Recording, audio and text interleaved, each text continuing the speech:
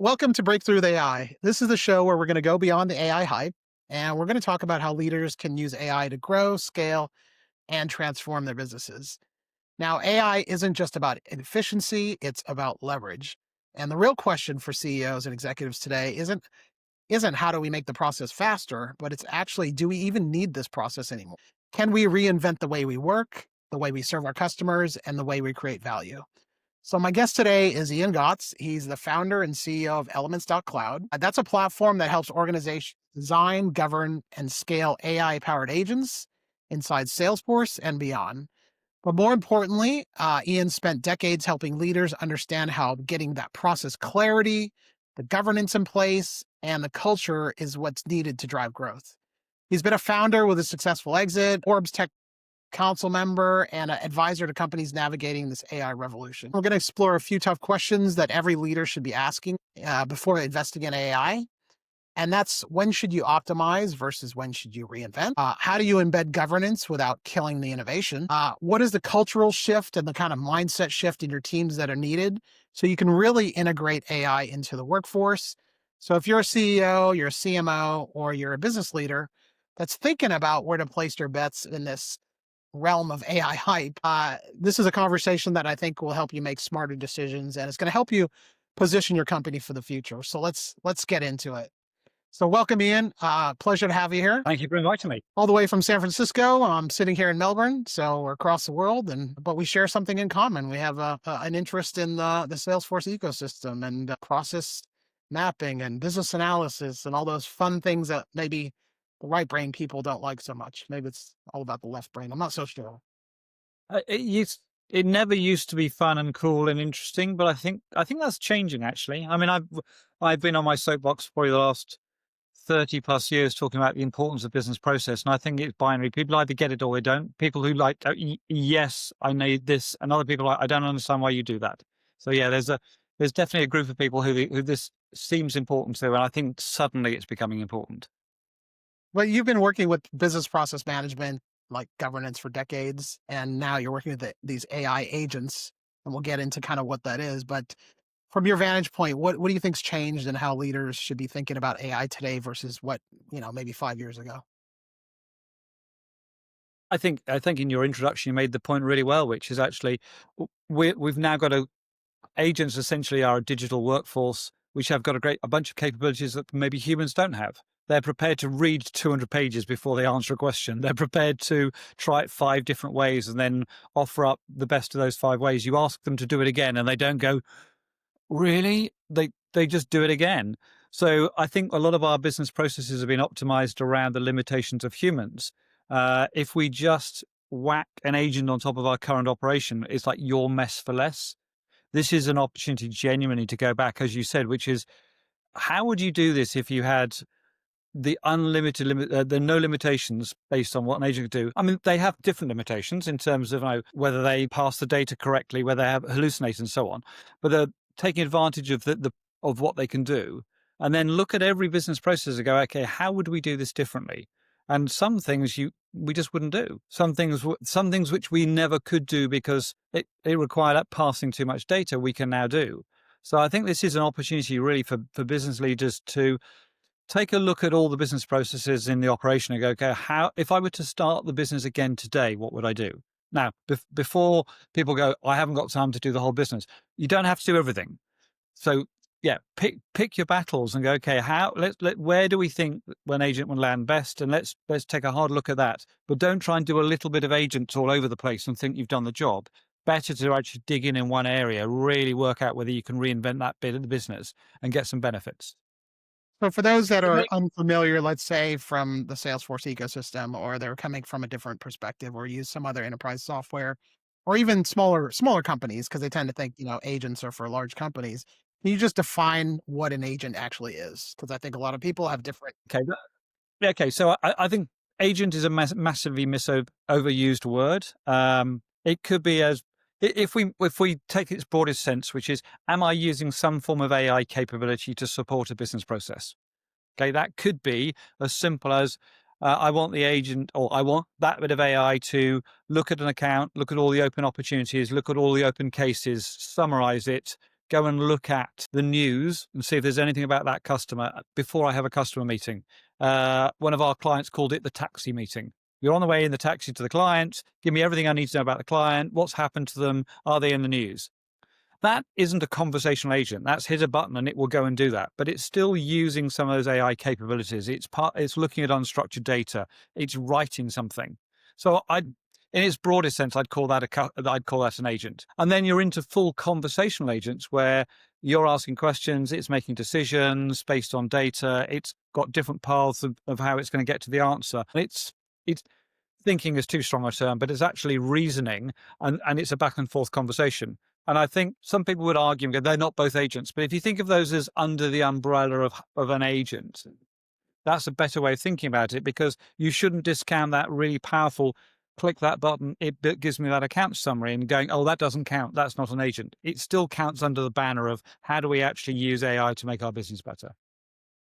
And this might sound quite technical for those that are maybe just starting the journey with AI. I know you've been in process redesign and lean and Kaizen and all the rest over the years. Can you just walk us through your experience and how you ended up getting to this point where you're running Elements Cloud and you're now into this, a lot of the skills that you probably learned earlier in your career around business process actually apply today.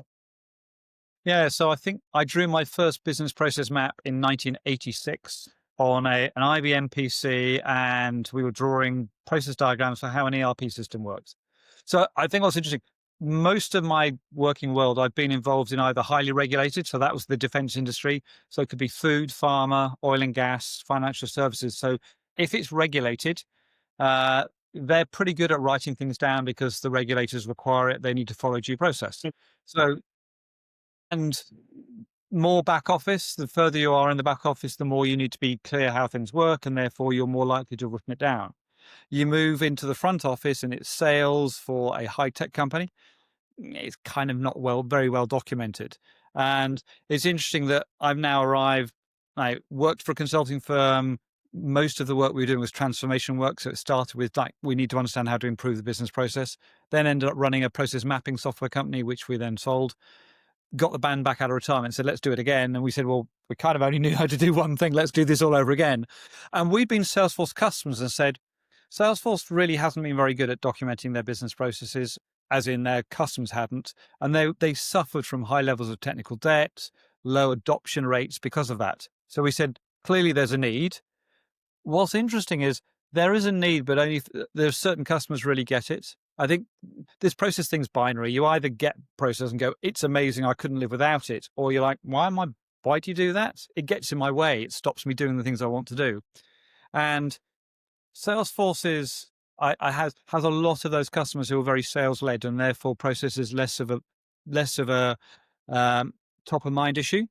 However, the moment you start trying to apply agents on top of the business process, you've got to be very clear about exactly how it works. And the way I like to try and describe it is you've hired a new employee. Okay. They don't know very much about your business. They're super bright and they'll do whatever you want. But you've got to try and instruct them in a reasonably clear way about what they need to do. And it doesn't have to be like detailed workflow. You do this, you do this, you do this. But you need to give them a general flow of what you're expecting, what the outcome looks like, the tools they can use. That requires you to have a pretty good understanding about that business process. And I think what we're discovering is people trying to build agents and they really haven't got that level of detail in their own business operations.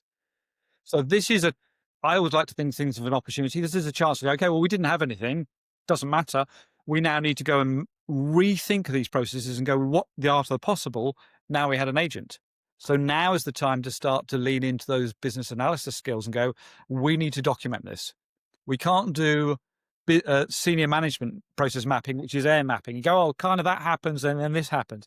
We need to write it down, and the devil's in the detail. You need to get to a point which is, what's the verb? That's what happens. What's the outcome? People tend to spend lots of time on the boxes, but they spend no time on the lines. The text on the lines is really important. The story I always tell is the sales one, which is, what's a qualified lead? Okay, so you capture a lead and it's qualified. The line between one box, which is capture lead, and hand it off to the sales team, is qualified lead. You ask the sales team, they go, oh, qualified lead, someone just about to place a purchase order. You talk to marketing, it's like, oh no, they walked past the stand and I managed to scan them. the details on the lines, because those lines are then what triggers the next activity, which is then what's driving the agent. So all of this stuff is now coming together and becoming more relevant now that agents need a very clear instructions. Otherwise, they hallucinate. Yeah, that's a good point. Uh, I mean, Gen AI by definition is non-deterministic, right? So it doesn't give okay. you exact defined yes no answer as if you're doing, decision trees and you say if this happens then that happens. So you're kind of taking what you have and you're making it more deterministic just because it's in Yeah, terms of more reliable. So deterministic, which means I'm not going to get the same answer, absolutely the same answer, but but I still want a flow. This is not. I think we got seduced into AI by going when ChatGPT came out. I gave it 3 lines and it wrote me a poem. Uh, and we've always we need to back people off that and go no. You need to give it a lot more instructions. So that example I gave, which was look at this account, go and get all the open cases and read them. Go and look at all the open opportunities and read them. Then go use their website and go and have a look at the news. Pull that together and then give me a summary. So it's not deterministic. So the words aren't going to be identical, but what I'm trying to get it to achieve based on enough of a structure means I'm going to get a reasonable answer. I don't. The alternative would be go tell me about the account. Well, it could it could come up with anything. It's like tell you how big the company is, or tell you whether they. So you need. I think people get hooked up in this. Oh, but you can't possibly make an agent deterministic. No, you can't. But you can actually control some of the outcomes and make them a little bit more. And it's reliability we're after. I think in a lot of cases. oh yes. I think you brought up an important word there earlier. You said intern, right? And you said agent. I think a lot of people get turned off sometime by the technical language.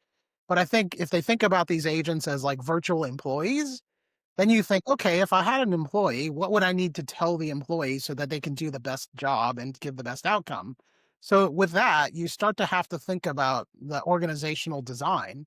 So if you're going to have as a leader working with humans and agents, and where's the accountability and how does the communication happen? And it starts to be a transformation effort versus just, I'm just automating a process and maybe people are less in, like you said, some leaders might be, well, that, we're relationship based. We don't really think about process too much. It's done on pads of paper or between deals on phone calls. But I think that's changing because now you're thinking, okay, your competitors are starting to think, how do we blend the both human and the virtual employee, let's say, to get the best outcomes? Yeah, but and you also think even if someone says, "Oh, we've got our processes well documented," how many how many gaps are where a human makes up for the fact that it actually isn't as accurate as you expected? So you can't go with the okay. An agent will go, "Well, I don't know what I'm meant to do here, so I'll make stuff up," and then suddenly that's seen as unreliable or hallucinating. So making sure that you genuinely thought through the different steps and also the feedback paths. Okay. What happens if? So there's the happy path. And then there's the what okay, if this happens, oh yeah, I need to go back and have some feedback. And I think the interesting thing about that we've got this approach, which is draw a diagram for the agent. And people go, oh no, you're programming the agent. No, I'm not. I'm not programming the agent. I'm trying to understand what I want the agent to do. So it helps me, it helps my stakeholders. Yeah, fine. We can use the diagram to generate the instructions that drive the agent. But it's also helping us understand when we're testing it. It's like, oh, why did it go wrong there? Oh, we said get the terms and conditions. So when I got one off the internet, if we get our terms and conditions, Right. that one word makes a huge difference. But I wouldn't be able to find that in a sea of instructions, but I can see on the diagram and go, oh, that's where it got, okay, that's where the problem is. So it helps on the testing. And then finally having that diagram helps in sign off because then the business stakeholders can go, what's the agent do? And you can kind of explain it in terms of the way it's going around. So that's the value of the diagram. And people go, but you're programming an agent. I'm not. What happens is every time, if because the diagram generates the instructions, every time the agent gets an utterance, a response back from the user, it goes through the instructions. And Mm. essentially it's looking at the diagram and going, where have I got to on the diagram? Oh, okay. They talked about wanting to close a deal. Okay, I must be here on the diagram. What do I do next? And bear in mind, a conversational agent, the user may take you back a step, going, "Oh no, I need to. Can we just confirm the address?"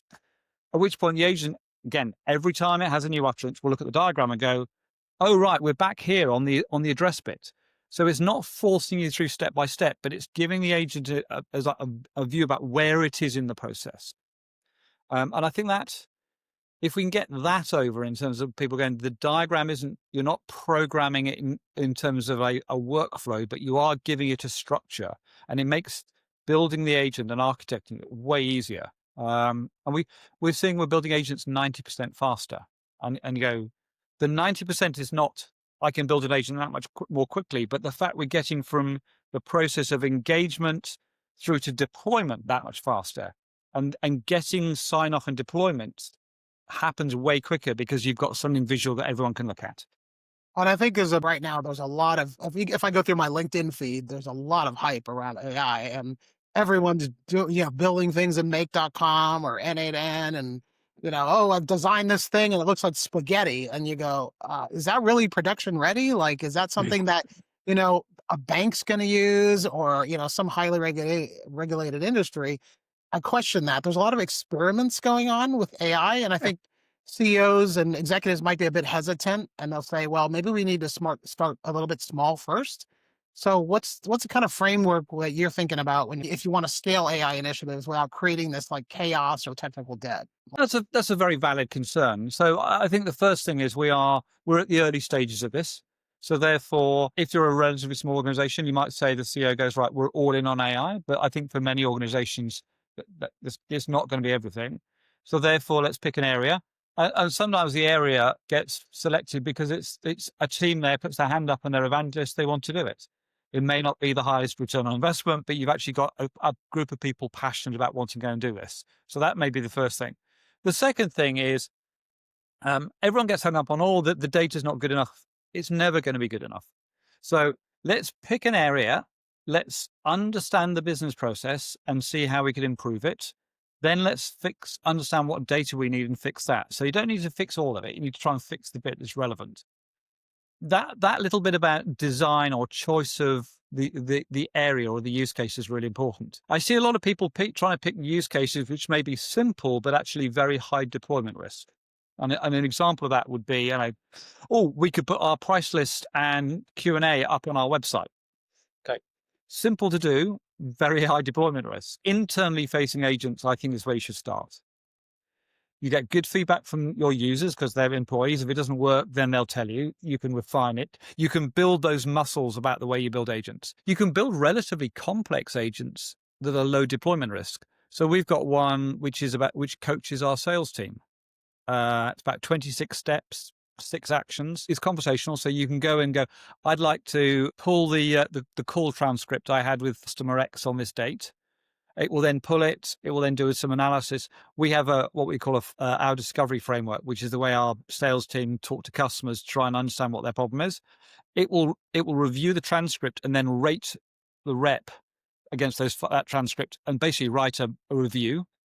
And they can choose to have that added as their training record. But then they can say, well, you didn't do very well in section 2. Would you like to role play as though you were talking to the customer all over again? And the agent will take the transcripts and it will role play that phase. And at the end, it will post a training record. Or you can do a deep dive into objection handling. So it's quite a complicated conversational process. But again, not as deterministic as I do this calculation, but hugely valuable. And we couldn't do it without AI. You think what it would take to build a sort of a coaching application. And this got built in 3 or 4 days by one of our most junior team members. So I think that's the really interesting thing, is that some of the person who built that, he's been building agents his entire career, but he graduated 6 months ago. Yeah, that's incredible. I think that's a great point you make. There's you see in the news like, oh, entry level jobs will go away, and and they will only be the senior people and a bunch of agents. But in reality, somebody who's working on it 6 months, probably not deep into like coding or technical to set this thing up. It's something that's done logically, process minded, and you design something that's usable and it actually works. I He's think that. a strong business analyst. He's a bright guy. Also, Megan, a woman in our organization, relatively new to the organization, is out there building agents. They've come with a mindset of building agents, but they are strong business analysts. And Elliot, who's built that agent, He's actually working with some of our most senior clients, helping like an investment bank, helping them get their agents live. Because I think it's a little bit of a mindset change as well, which is thinking like, okay, if I had to teach an intern, what would I say to them? That's the sort of you picked it up earlier, but that's the sort of thinking which is, I've got an intern. What do I need to do to make sure that they know enough to get the job done, but not so much that I'm giving them sort of too narrow a scope? Interesting. So you started your career as a BA or excuse me, early on in your career as a BA. Are you seeing the skills that are necessary today? Obviously, it's a different technology, right? But are the skills different today than it was a long time ago? Or it's the same common skills and there's a bit of adjustment? Okay. So a couple of things. One is I think the core soft skills are absolutely the same. Okay. Um, Caring about being able to like deal with stakeholders, read the room. The process mapping technologies, fine, you can do that. AI will help you do that. I mean, our application, Elements.cloud, actually the process mapping is free, but the AI capability is free as well. So you can give it a script or screenshots. In fact, Elliot was saying that the mapping they did for one client was on a whiteboard, and they took a photograph of the whiteboard, and then our application then took it and drew the diagram. So but you still need to take those diagrams and improve them based on the customer. So those skills are still there, and I think that's the skills of working the room, understanding, asking the five whys, all the techniques we've heard. I think the one thing that has changed is you need domain expertise. You can't be a generic consultant because AI can be a generic consultant. You can't walk in the room and go, I take you back a long time. I remember I did a process mapping workshop for an investment bank, and I wasn't really investment banking.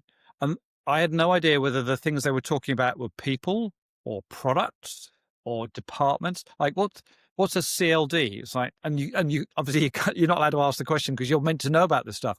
But I was felt really exposed there, and I think now everybody feels that exposed because unless you understand an industry or a function, you're going to be you can't just be a generic, oh, I just do Salesforce or I just do, there's no such thing as that. It's not about the You need, product, it's more about the industry knowledge of it or the roles that are involved and having that empathy, with the different people that are involved in the process. Because a lot of times there is that cultural pushback. People will say, "Okay, now that you're documenting something, that means there's accountability, there's transparency."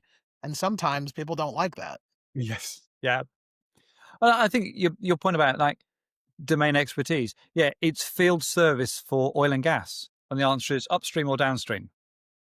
uh I'm not sure what's the, okay. The fact you don't even know what the difference is so it is really about domain expertise. Now, that is a challenge for entry level jobs, but that part of that is, yeah. I remember when I first started at Accenture, 2 years in, I was pretty much aerospace and defense. I mean, I came from an engineering background. I was in aerospace and defense. There was no chance of me changing industry by that point because I wouldn't know enough, and I was already embedded. So I think if you're listening to this and you've got entry level jobs, you've got to go, okay, what do I care about? What am I excited about? And start to even if you're not working in that industry, start to understand it. If you're new to a company and you're new to the technology world, but you've come from another industry because you were, let's take an example. Oh, Megan, our business analyst. I said that she was new to the ecosystem, but before she came to us, she was customer support, or if actually, so the complaints desk for disabled passengers for a cruise ship. Okay. So she understands the tourism industry. She understands help desks and so on. So she could bring that as expertise. And then she then joined us, and she's learning Salesforce and how software companies work. But she had, if even if you're not straight out of college, you've still got some prior expertise. Or even if out of college, you've worked summers, or your parents have done something. So you're not coming. No one's coming with a completely blank sheet, but it's how you lean into that and go, okay, I want to find more about that industry. It's easy to read up on this kind of stuff and really get an understanding about how an industry works. And that, I think, is the biggest difference around sort of a generic business analyst from 5 years ago to now. AI is a really good generic business analyst. In fact, our process mapping tool, there's a button that says, help me improve this. So it'll look at the diagram, work out what it is, and it'll suggest improvements. That, that's great. Um, You need to be better than that to help the customer do the next thing. What are the top use cases you're seeing with the implementations you're working on with either Salesforce or other tools? Is it always customer service, field service? Where the is it the employee experiences? Where do you think the I think the quick wins are things like, frequently asked questions on something internally facing. That's the easy start. Employee expenses policy, HR policies, internally facing. The next one after that is often customer support, but not customer facing, but actually how do we support our own customer support teams? So they they haven't got time. They may be new or they haven't got time to read, 200 articles. But if AI can do that for them based on an incoming case, so it's working with the existing people. Let me give an example of something an agent we just deployed internally. In fact, it was Megan did it. Um, we had a problem where if a bug comes in, a case gets raised by a customer, they tell you a little bit about what the problem is. What was happening was the customer support team were trying to work out what the problem was, write up a bug, give it to the development team, and there'll be a back and forth going, no, I need more information, back and forth, back and forth. There was a 40-page document that explained how to evaluate a case and the different types of case and the information needed. AI is great at that. So the first agent we built was it takes the inbound case, it goes and looks at the document, it then looks at what's missing from the case, and it gives the customer support person here a to-do list of here are the things, the information I need, which is missing. So that immediately reduced all that back and forth. And then the second thing was a second agent, which was to raise a bug. It might not be one case; it may be 4 or 5 different cases, all relate to the same thing. And the development team want the bug thing written up in a certain way.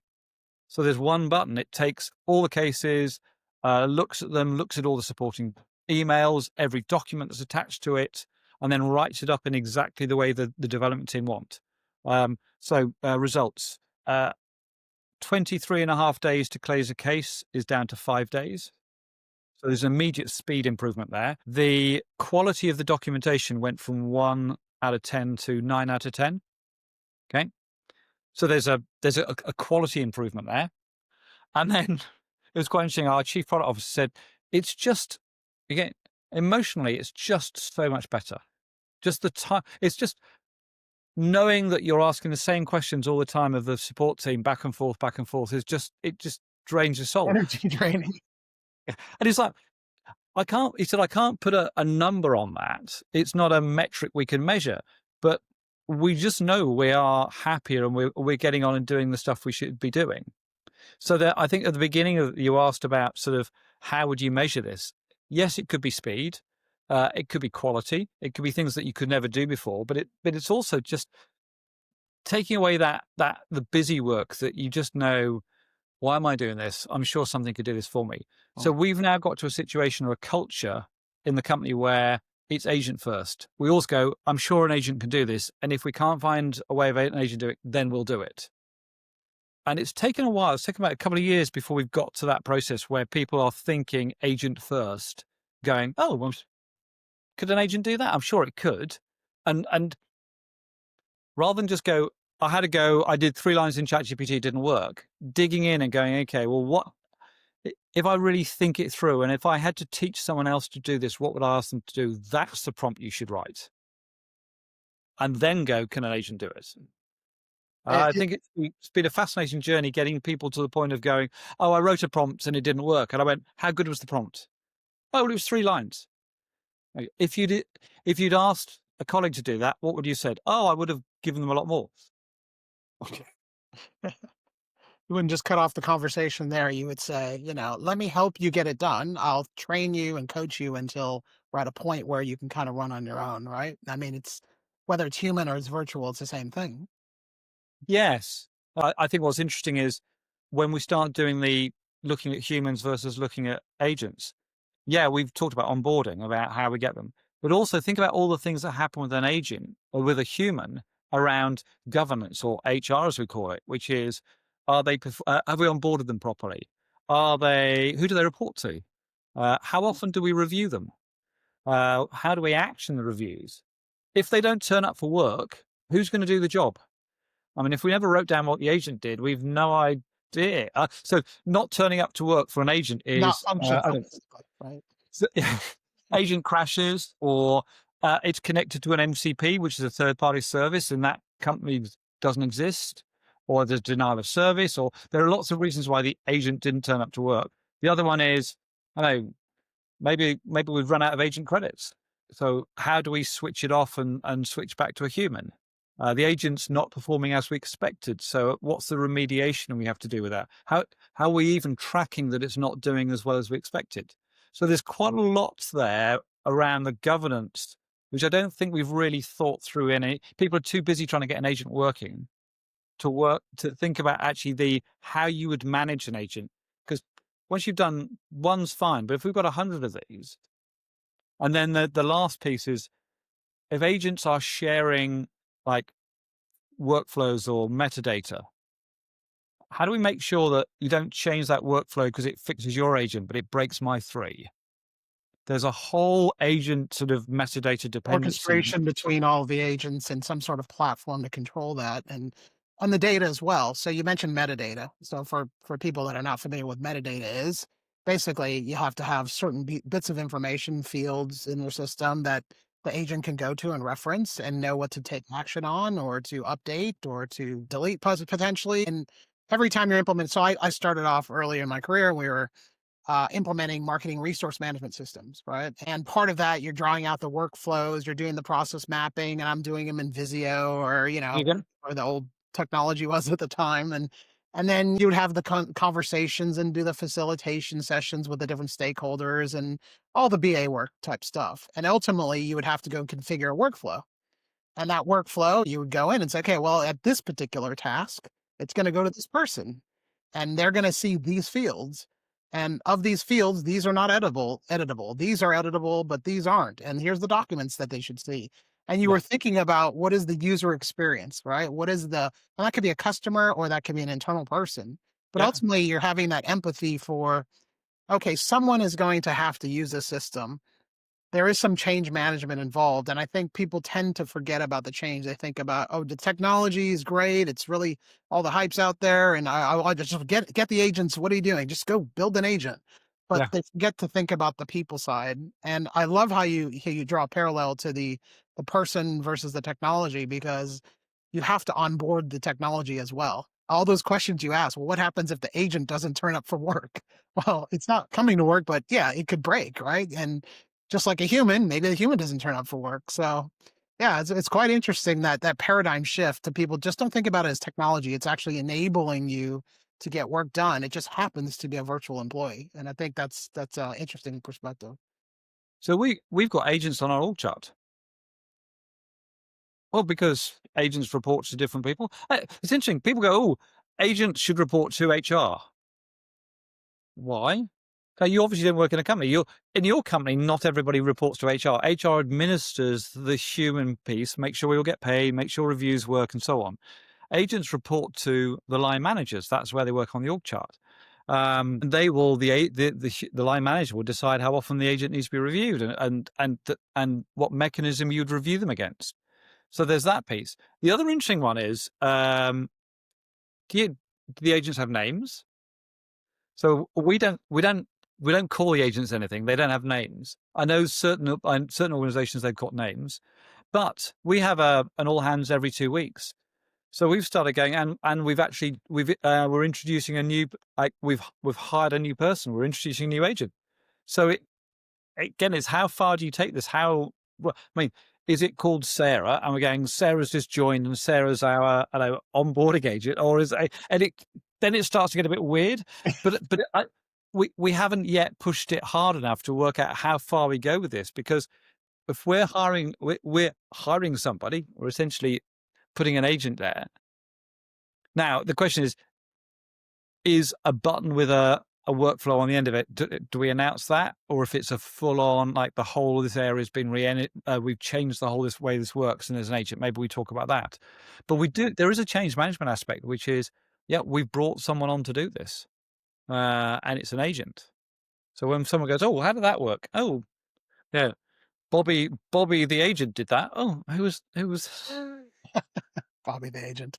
I have a couple more questions for you before we wrap up. If you're a CEO of either a growing business that's scaling, maybe you're acquiring other companies and or maybe you're just improving your process to generate some more margin. What are the kind of questions that you should be asking before you're committing budget, cultural transformation shifts, or just putting energy towards this kind of AI initiative? What are the top questions you should be asking yourself?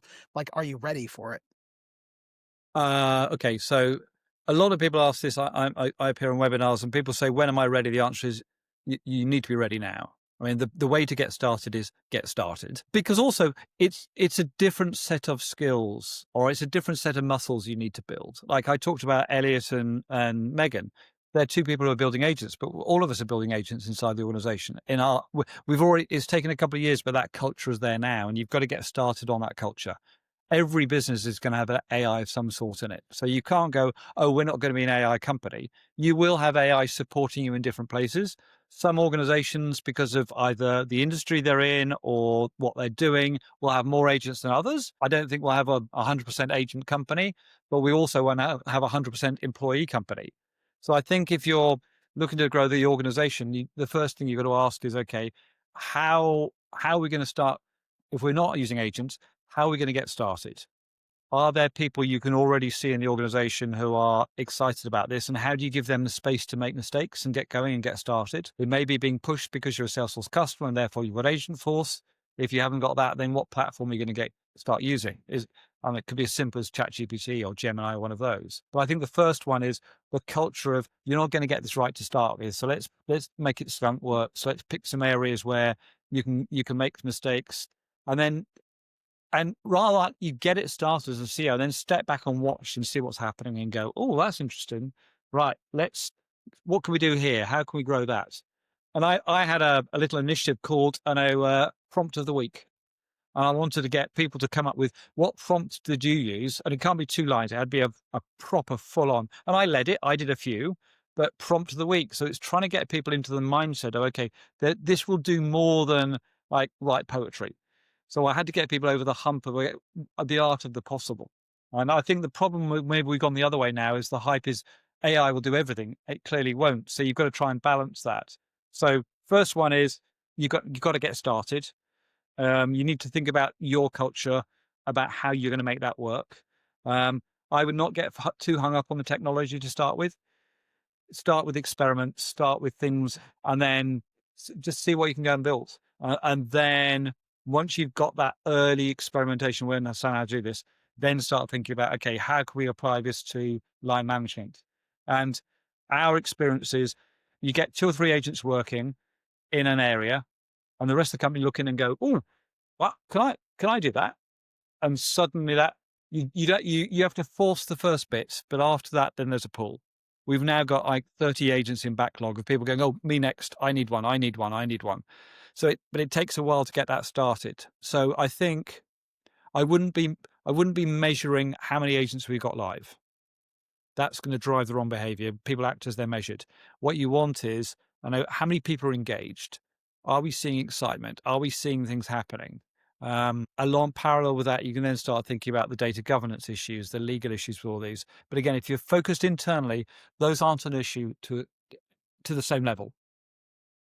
So for those of us that are sharing education around AI, or we're advising other companies on how to kind of navigate this revolution, where do you see the white space for these advisors or consultancies to help businesses get ready for this? Or if they're not convinced, maybe it's a change management play, or is it a more of a technology implementing process, using tools like Elements.cloud to help them be ready and start thinking about process? Where do you see the white space for consultancies doing this? I know a lot of the big ones are focused heavily on Salesforce and Agentforce and ServiceNow, obviously, as well. Where do you see that for maybe a smaller professional services company? Okay, so I think it from 2 angles. One is make sure you have a decent methodology for how you build agents. And the quickest way to do that is build them yourself. So you've got them internally. I mean, I think if you're a small consulting firm, AI has an enormous role to play. You think about taking a statement of work and analyzing it, doing the first writing the first deck or taking a statement of work and working out what the process is so you can present it back to the customer. So I think there are lots of different places, billing, expense reporting. There are lots of places inside a consultant where you can do it yourself and build those skills. Um, so that's the first thing. Second thing is it's process led. So all the business process transformation skills, get good at that. If you go to the Elements.cloud website, on the blog, there's something called Agent Designer, which is our free process mapping agent designer tool. But there's some step by steps in there about how you would go about building an agent. So take that, steal it, make it work for you. So that's the second thing. And I think the third thing is think about those industry use cases. So, walking to a customer and going, what agent do you want? Is a really hard question. But if you go, okay, we understand your industry and we've documented, I'll like field service for oil and gas, and here are the 3 agents that we built. I know they're not perfect for you because you're an oil and gas company, but look how this could work, and we can now use this as a baseline. So I think taking the industries that you know, taking an area you know, and then look and doing your own afternoon's brainstorming, go, what agents could we build here? And making it real for customers rather than having them try and imagine what's possible. Because I don't think my experience to date is they're not very good at doing that. And you prime the pump there with some of those ideas. I think it's a great IP. I mean, every consulting firm is looking for some intellectual property, and having agents that work in an industry that genuinely work and could be deployed is a huge lift compared with the trust me, I'm a consultant, I'll build you an agent. Yeah. And finally, I'm in the MarTech space, so I wanted to ask you what you're seeing in terms of the MarTech side of things. I know Salesforce is rolling out things in Agentforce and Marketing Cloud, but are you touching upon that area much yet? Okay, so I think a couple of things. One is I think the industry in marketing is being transformed quite hard because of AI. Every document is anyone can write a book, anyone can write a document, anyone can write an email. So I think the first thing is trying to cut through all of that and go, okay, how do we actually have some better, more authentic conversations with the customers you want to talk to? So I think AI needs to be applied to that, which is okay, how do I do better segmentation? How do I do better analysis of markets and work out which customers we should be talking to? So I think there's some internally focused stuff. Um, and then if you are going to use AI to write, how do you give it so much background that it genuinely feels like you and writes like you, rather than being just the generic email website content or book that comes out? I think if you give it enough, if you ground it enough, you can genuinely make it work for you. But I think we're being forced to. I mean, it's almost like every day I look at LinkedIn and it's almost like April the 1st. It's like, is that really a story? Is that true? I mean, there is so much out there now where you're not sure whether this is a spoof, it's clickbait, or it's real. And I think it's going to force us to build better relationships. And we need to think about how marketing helps us do that. Excellent. Well, thank you so much. Really appreciate the conversation. I'll leave you with one last question. If you had to kind of wrap up this episode in one word or a bit of advice you want to leave to the audience, what would that word be? Uh, And it can't moment, be agent, as we said. momentum, Sorry? momentum, Moment. momentum. Got to get started. Once you get started, momentum will grow, but you've got to get started. Momentum. Great. Thank you so much. Great conversation. Really enjoyed it. And yeah, everybody, I hope you keep moving forward, a bit of momentum. So appreciate it, Ian, and we'll talk again hopefully soon. Okay. Thanks, Sean. Thanks.